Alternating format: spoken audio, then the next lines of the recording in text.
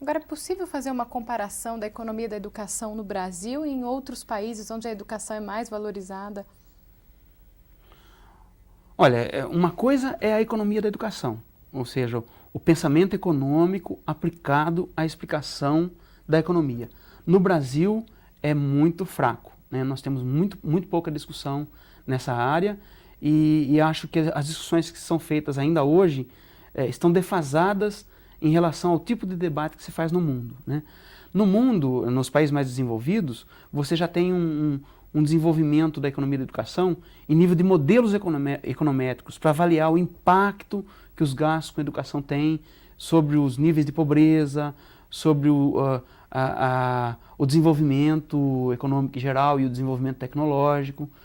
Então, acredita-se na teoria e passa-se a aplicá-la. A percepção deles é diferente em é relação diferente. a essa economia da educação. Sim, sim. As críticas que nós fazemos aqui são mais amenas em países desenvolvidos, né?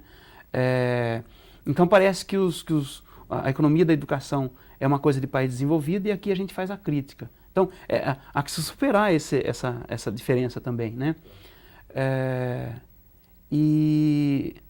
Além disso, você tem o aspecto da educação em si. Não só a ciência, mas a educação. Nós estamos atrasados em termos educacionais, isso é sabido, né, quando a gente faz vários tipos de avaliação que mostram que nossa capacidade de leitura está aquém da do mundo, a nossa capacidade de fazer contas está aquém da do mundo. Quando você entra na universidade, você vê as debilidades que vêm lá do primeiro grau. Então, quanto a isso, não há dúvida que nós estamos atrasados e temos que melhorar muito. Agora, pensar cientificamente vai nos ajudar a superar esse tipo de problema e sair dessa crítica pura e simples à economia da educação. Agora, a economia da educação, ela chega a interferir numa educação direcionada para uma democratização?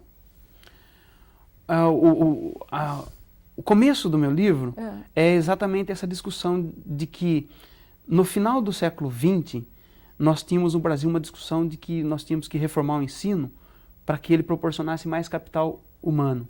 No fim do século XIX, havia uma outra discussão que era melhorar a educação para aumentar a percepção de pertença do indivíduo à nação. Então, o objetivo da educação era construir cidadania, no final do século XIX. Né? No discurso dos educadores paulistas, dos políticos paulistas, aparecia muito isso em relatórios. Né?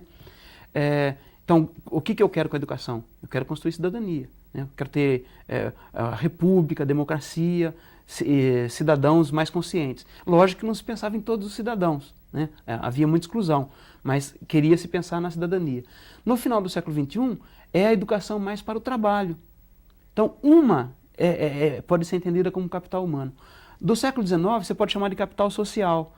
Então, esse conceito de capital social, que é a capacidade das pessoas de fazerem coisas em grupo, é um conceito que surgiu nos anos 80, mas que se aplica muito adequadamente ao final do século XIX. Né?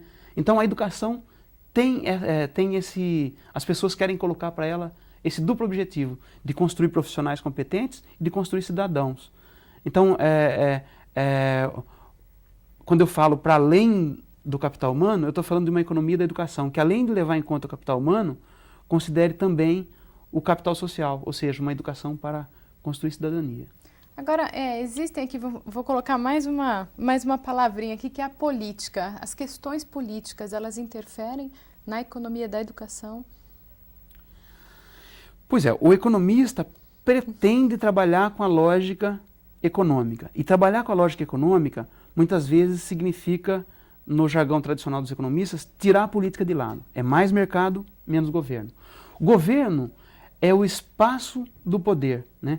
Política, por definição, é o uso de recursos do poder, né? Sempre que você está diante do poder, está diante de uma questão política.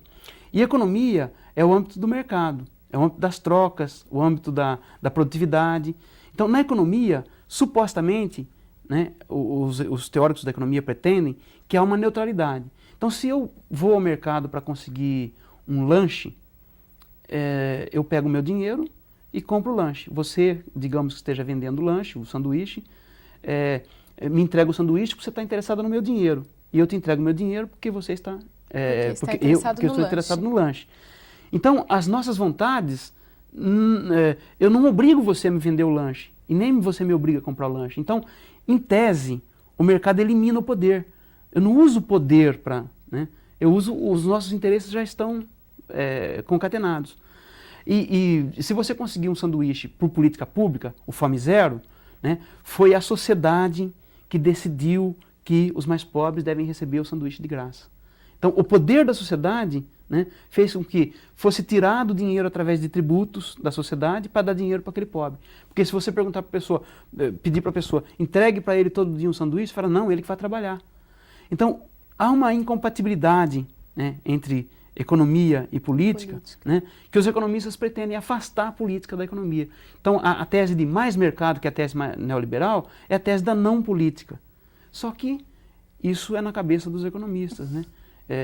Na cabeça da teoria, na lógica da teoria econômica. Porque o homem, mesmo quando ele está envolvido em assuntos econômicos do mercado, ele continua sendo homem. E ele nunca deixa de ser político, porque o homem é um ser político. Então, quando os economistas fazem esse exercício de retirar a política das relações, eles estão tirando